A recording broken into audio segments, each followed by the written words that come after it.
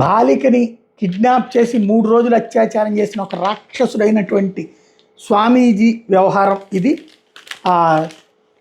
బాలికను కిడ్నాప్ చేసి 3 రోజుల పాటు లాడ్జీలకు తిప్పి అత్యాచారానికి పాల్పడిన కేసులో బెళగావి జిల్లా రాయబాగ తాలూకా మేకల గ్రామంలోని రామలింగ మఠాధిపతి హఠయోగి లోకేశ్వర స్వామీజీని పోలీసులు అరెస్ట్ చేశారు.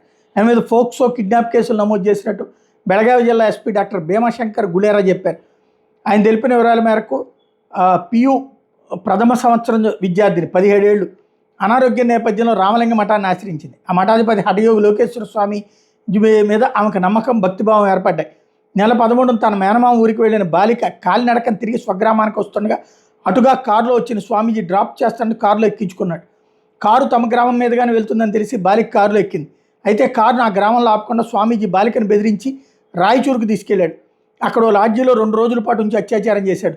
అనంతరం ఈ నెల 15న బాగల్కోటేకి తీసుకెళ్లి అక్కడ ఓ లాడ్జీలో ఉంచి అత్యాచారం చేశాడు. ఇంటికి వెళ్తానని బాలిక ఏడవడంతో ఈ నెల 16న మహాలింగపురం బస్టాండ్లో వదిలేశాడు. ఎవరికైనా చెప్తే చంపేస్తానని బెదిరించాడు. అనంతరం బాలిక ఇంటికి చేరుకుని జరిగిన విషయాన్ని తండ్రికి చెప్పింది.